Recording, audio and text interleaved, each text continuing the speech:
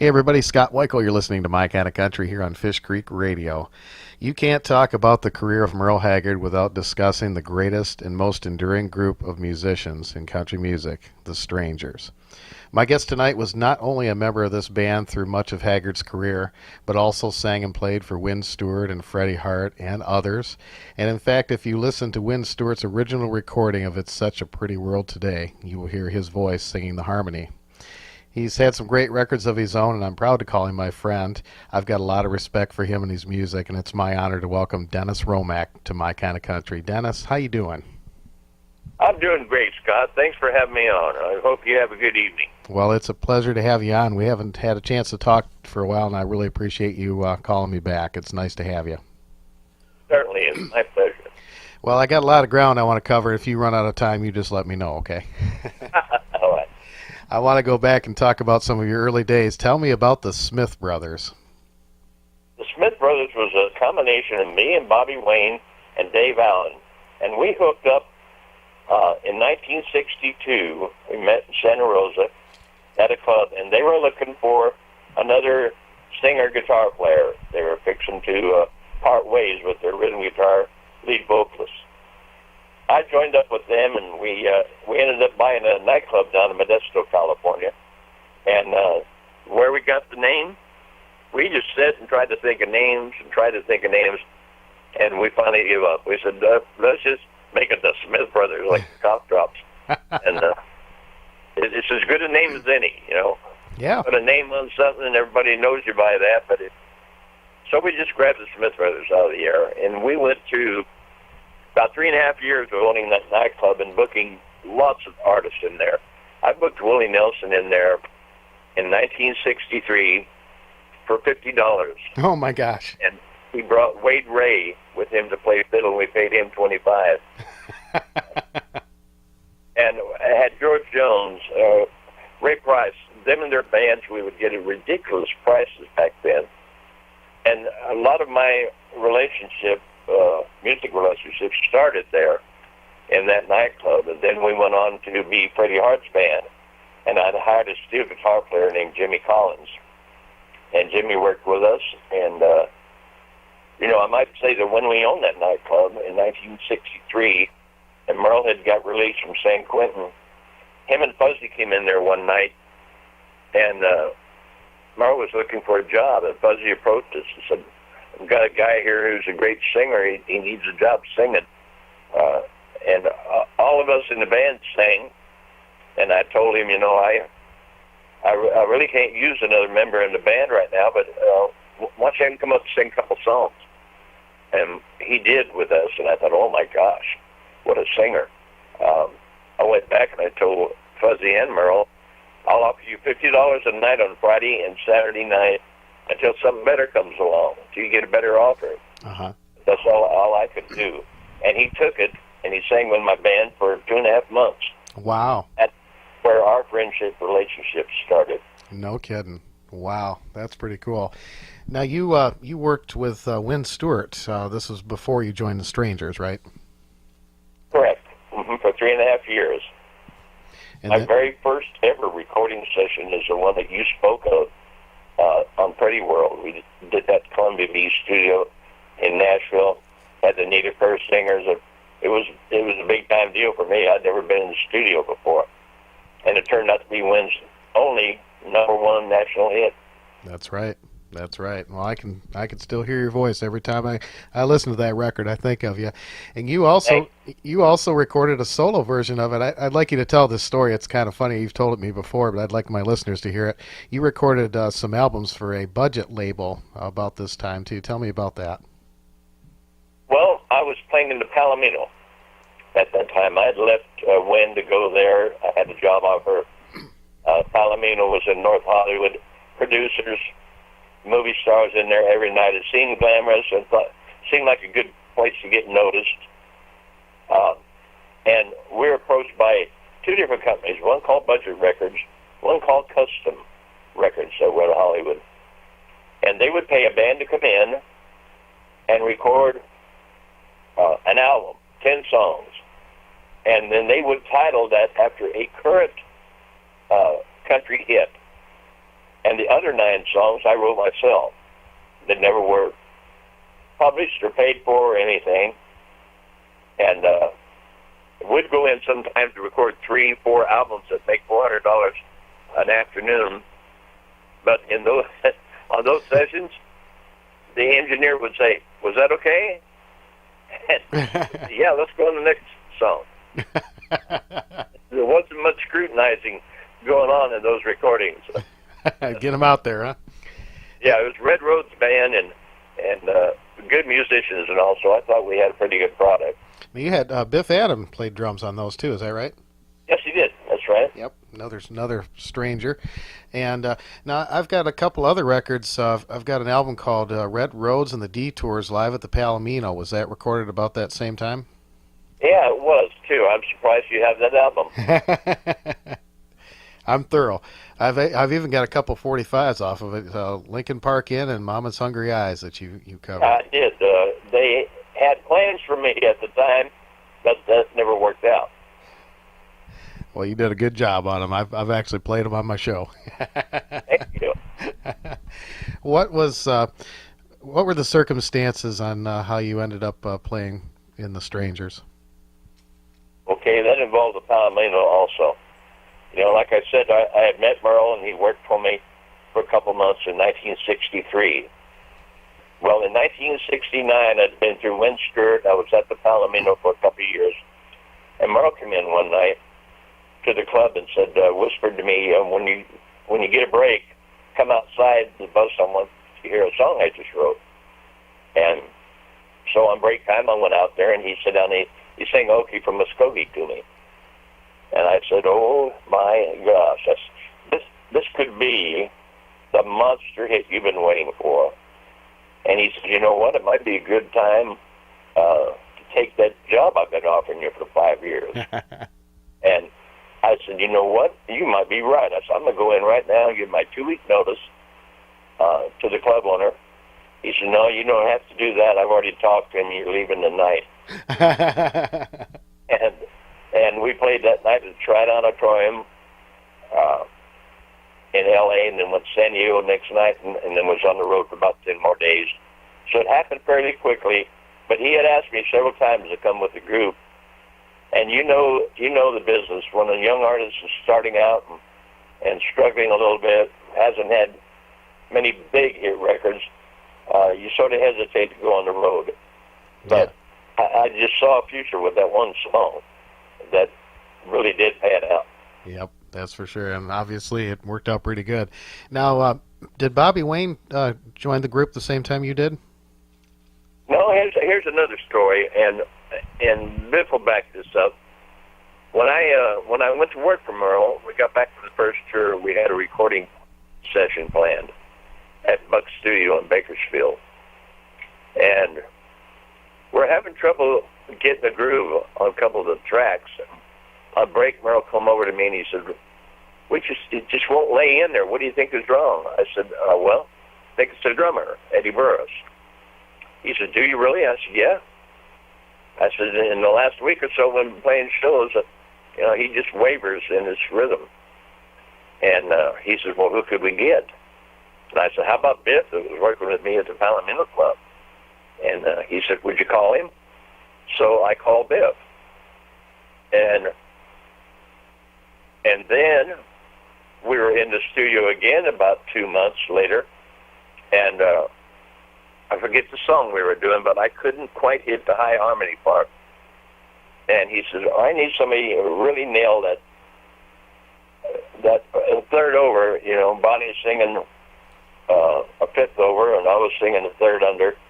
And I said, why don't you call Bobby? And he had known Bobby from days he worked for us and all those years. And so he said, would you call him for me? And so I called Bobby, offered him the job, and he came and took it. And then in 1981, the same thing happened when Gordon Terry quit the Strangers. He asked me, you have an idea who we could get for him? I said, yeah, a guy named Jimmy Belkins worked at the Stagecoach with me the few years that I was gone. And he said, would you call him? I said, yeah, I called. And Jimmy flew out and did a sort of a tryout over a 3-day weekend at Silverthorne. when Jimmy's credentials absolutely stated he needed no audition or tryout, Merle wanted to meet him and get to know him. And Jimmy took the job then, too. So wow. I had a little part in suggesting those three members to the band. That's really cool. I know Jimmy Balkin played for some years with Ray Price, too. Oh, yes. He worked with everybody. He worked with, I saw some videos the other day with him and Hank Thompson, him and Farron Young, him and Ray Price. Oh, yeah. He played with a lot of different people over the years. He used to play the heck out of Orange Blossom Special. I was watching a video of you guys about 84, 85, I think it was, at a show, and he had the whole routine with the, taking the big shot of whiskey and doing the Orange Blossom Special. That was pretty cool. Orange Blossom Special. Do you know we got arrested for doing that one night? Oh, is that right? Yeah, in North Carolina. They had told us before we went on, Merle, the police are here. Don't do that bit with drinking the whiskey unless you've got iced tea or something in it. And it sort of bowed up Merle's back in a way. And he called that song in the middle of the show, turned around and grabbed a bottle of whiskey. And Jimmy drank it. Then Jimmy handed it back to me. I had a drink out of it. He handed it to Don Markham. Don Markham had a drink. And then Merle had a drink. And they shut us down. They come and arrested us, took us all to jail. No kidding. Really. They dropped that case eventually. Well, I would hope so. Yeah. I didn't know that was real whiskey in there. That's interesting. Were you playing with Merle the night that he was at Billy Bob's and brought the big round of drinks there, the CC water bags? I was. Were you playing on that one? What happened then, we had a record out called CC Waterback with George Jones. And the owner of Schilling Brewery and Distribution was a fan of Merle's. And he lives in Canada.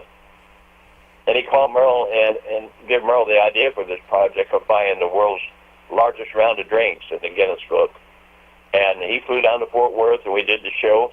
Merle bought a double shot for everybody in the place, about 5,000 people there.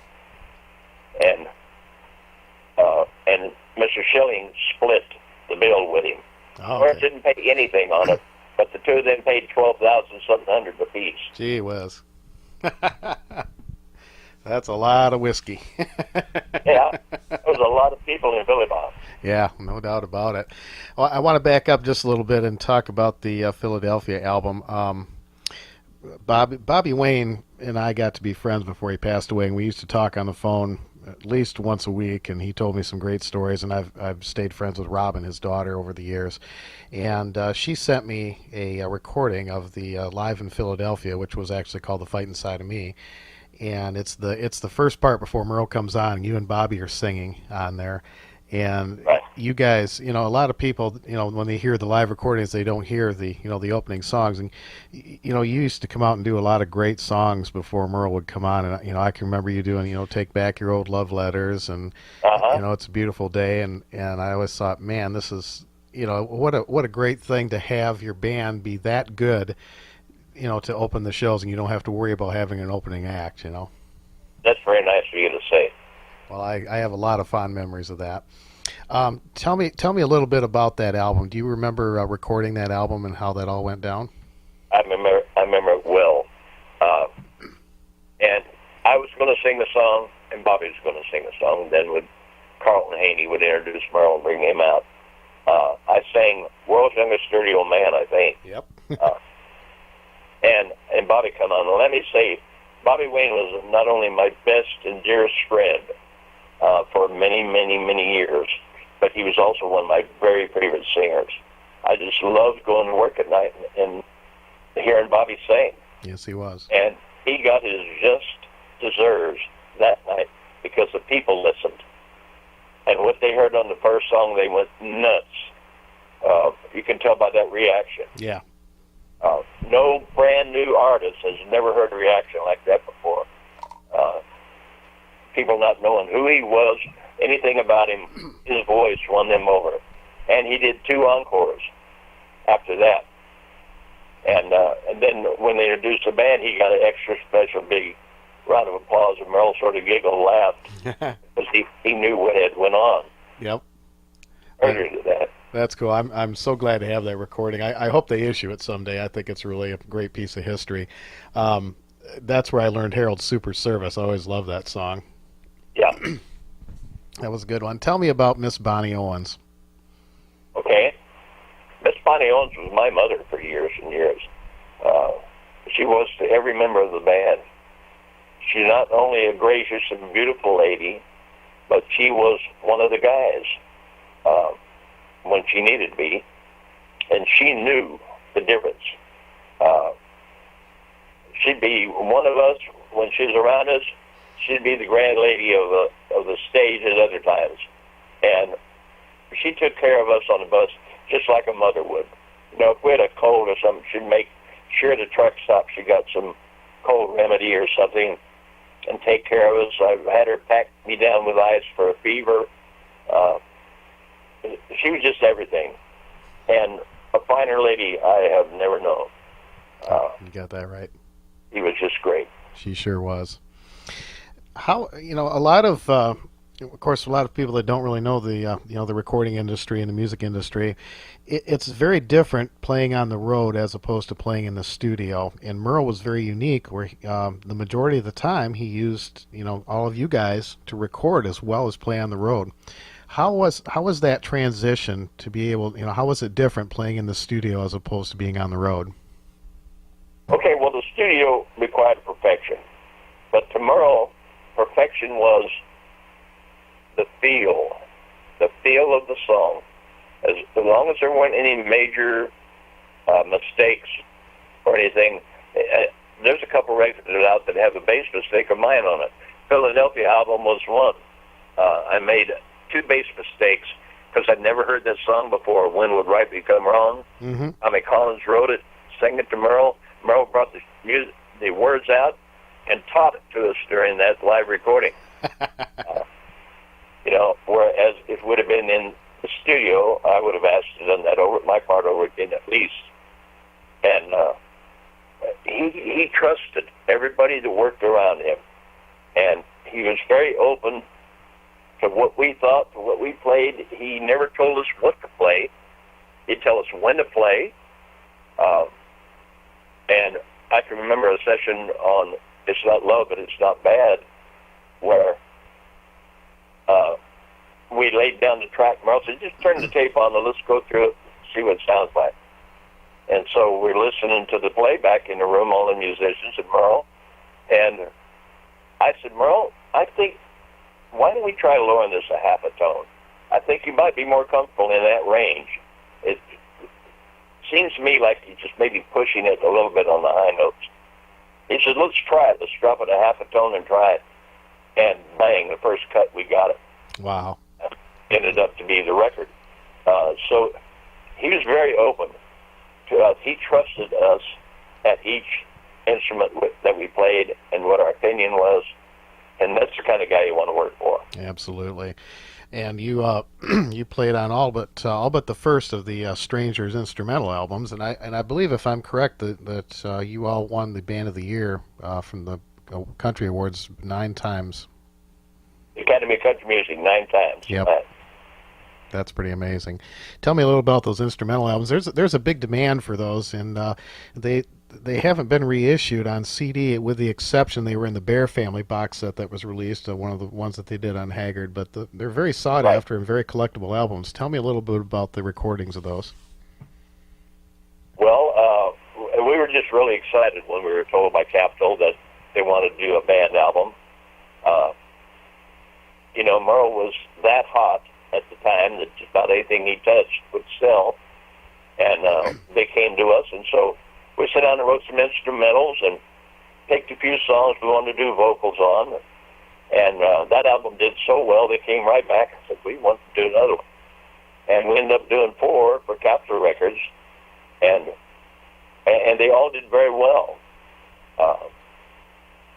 Very well, I mean, as a band album, not like a Merle Haggard record, but Capitol was very pleased with it, so they kept asking for more. They were great albums. Merle was, he would get on these different projects, I guess I'll say. He did of course, the Bob Wills the Western swing stuff, and then he did the Dixieland, the Live in New Orleans album. And Right. he would add in all these band members. And how was that, having the foundation group of the Strangers, how was it bringing in all these other musicians and going on the road with them? Well, it was great. We were always augmented by the best.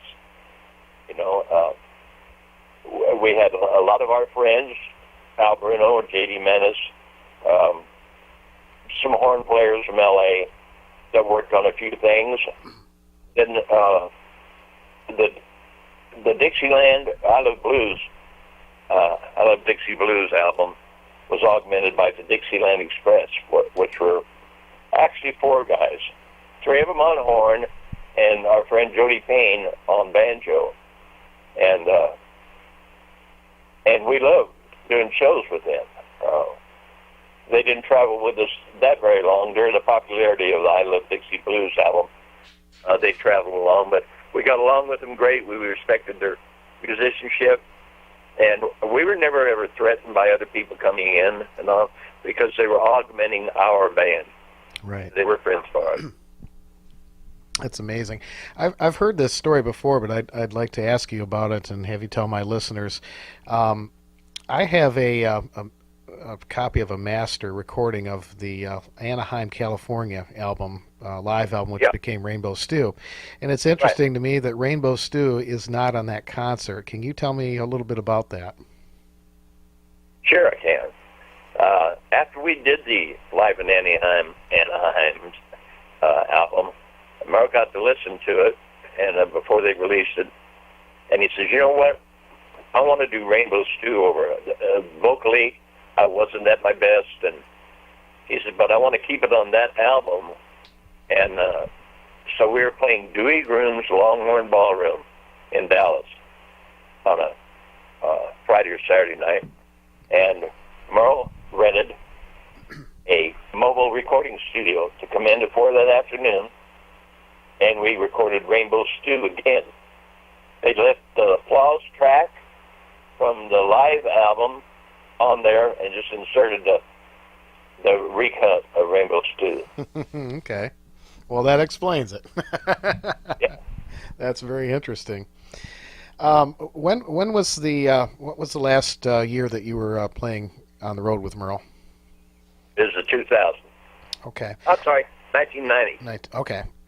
And what were the circumstances leading up to when you decided to leave that last time there? Maybe Roy Nichols' death had the most to do with it. Mm-hmm. But I had been on the road, like I said, with Lynn Stewart, Freddie Hart, and then all those years with Merle. And, a person gets tired of living out of suitcases all his life. I can't imagine how Merle went so much longer, with a band and traveling. It was just a life he was meant to play out, and it wasn't for me. I had a large family. I still have a large family. I have 13 children and 40 grandchildren. Wow. And I was just tired of the road. I can certainly understand. A funny story I told on an interview out of Columbia, Missouri a couple days ago was I was getting so bored with those long rides home from Roanoke, Virginia to Bakersfield or to Reading, and I would, after the last day of a tour, would be on our way from the concert hall to a cafe at a truck stop, and I would hum, I'd be singing Silver Wings in the background, and Merle knew that's because I wanted to be flown home. He had done it so many times, and I got so spoiled, and years later, when I was getting tired of the road, I used to kid him like that, but, he still flew me home quite often. So I didn't really have anything to complain about. It was just sort of a standing joke. I'd either be singing "I Got a Friend in California" or "Silver Wings." That's great. He'd turn around and say, "Hromek, I know what you're doing." That brings up something I wanted to ask you about.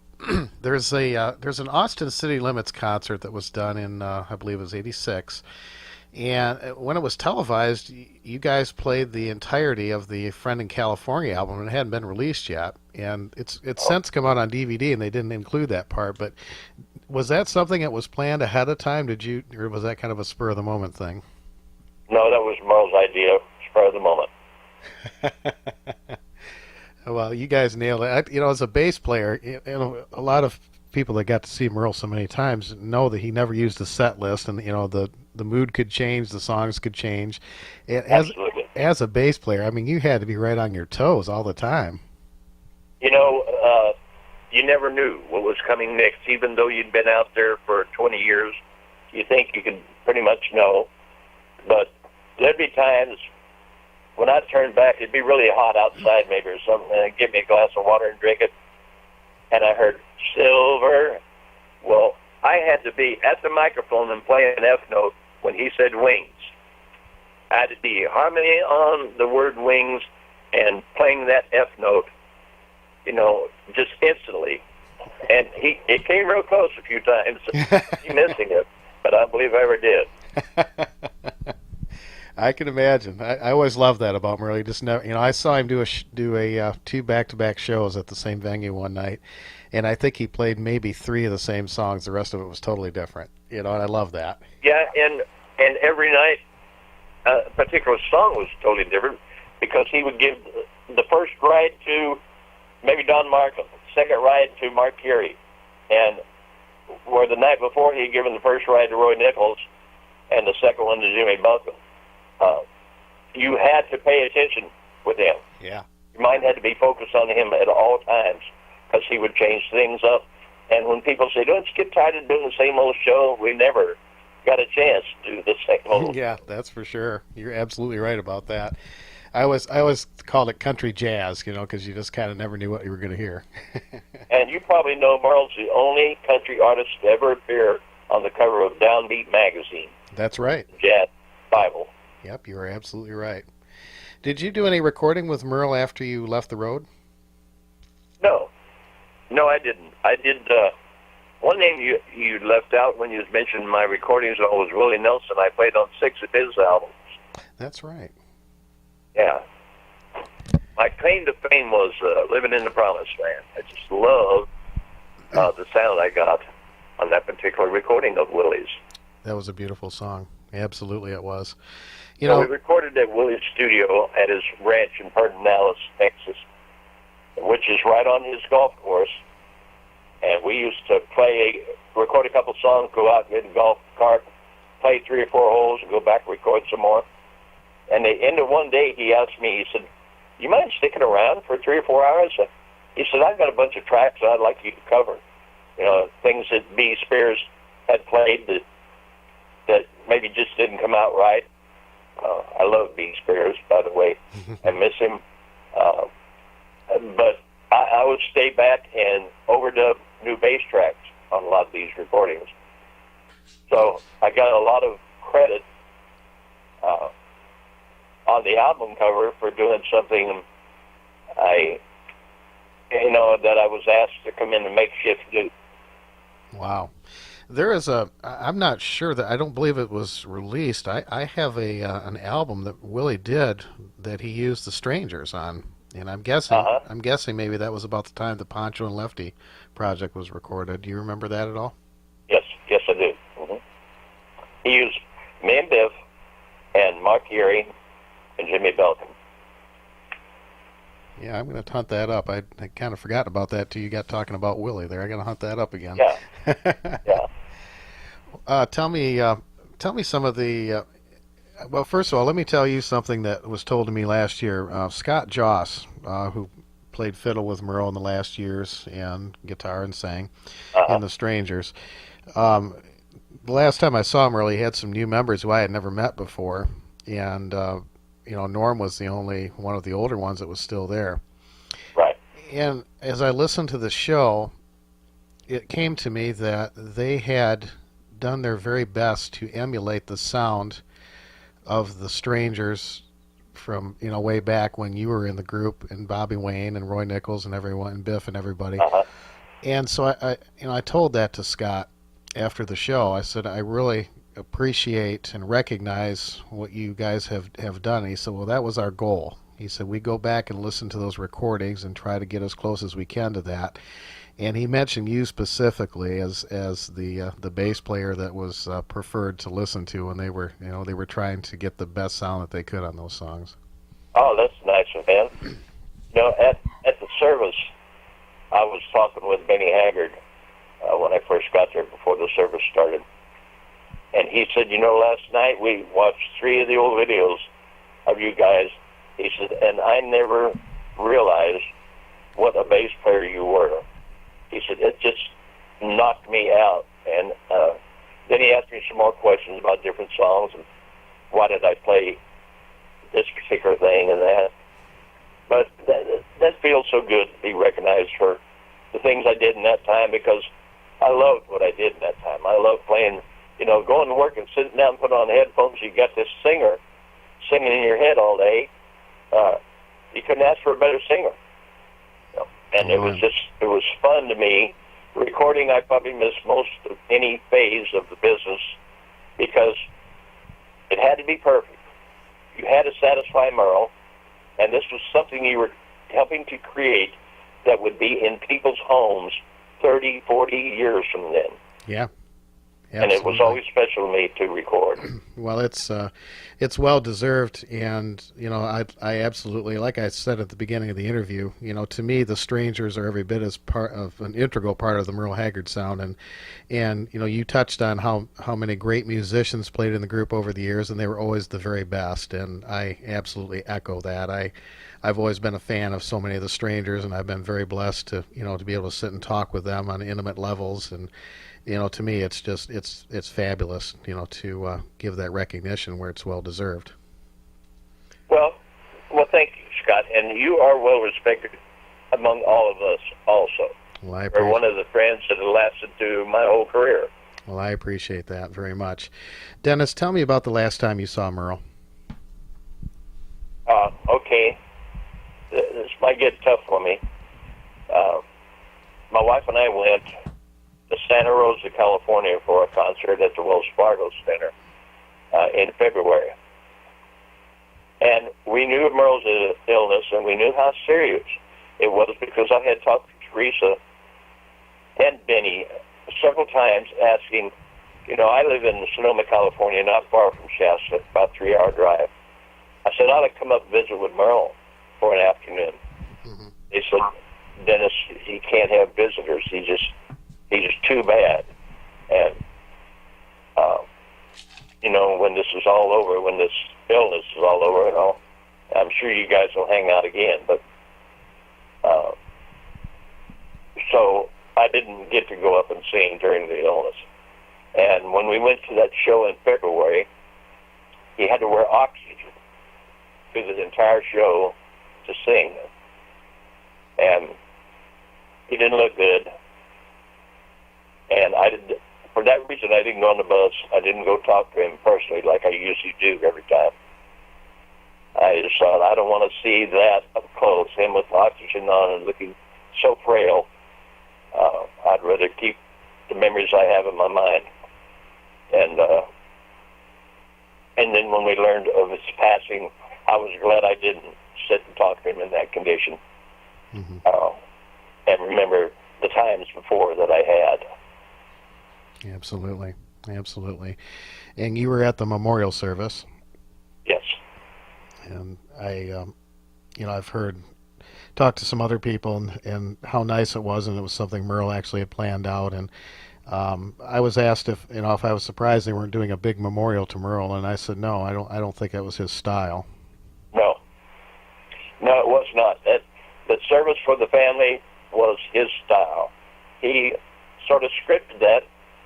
He knew who he wanted to sing what, who he wanted him. He couldn't have had a better MC for the ceremony than Marty Stewart. Marty was so gracious and so reverent. And I made it to half of Connie Smith's singing Precious Memories before I let go. I just bawled for about 10 minutes straight. Mm. It was a very lovely service, and I was proud to be there. And the family, I believe they loved it as well. Absolutely. I know Biff and Don Markham were there, and of course Fuzzy and Ronnie Reno, I think, was there as well, Yeah. right? Yeah, and that's great. Do you stay in touch with some of the old band members? Oh yeah, I talk to Biff and Norm all the time. Yeah, not a week goes by we don't call one each other and how's your health? You know that we used to tell music stories on the bus all the time. Now we all talk about our medicines. I know Merle said the last concert I saw. He said, "I think we're the only group that carries nurses instead of roadies." Oh man. That's how he feels. Mm-hmm. Well, you're a musician. I'm not going to ask if you're still playing. I'm going to ask where you're playing and what you're doing with your music these days. Okay, I'm not playing. You're not. As a matter of fact, you know what? I've got tremors in my right hand. My hand shakes. Looks like Parkinson's, but my doctor assures me it's not. So I haven't been playing. I've got sons and grandsons, granddaughters that are musicians in bands. I go listen to them play and try and support them.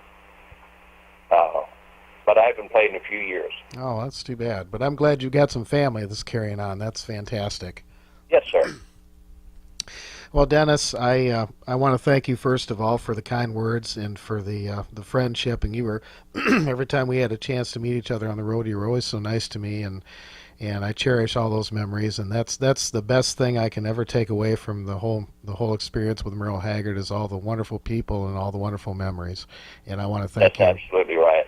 I want to thank you for taking time to be on my show.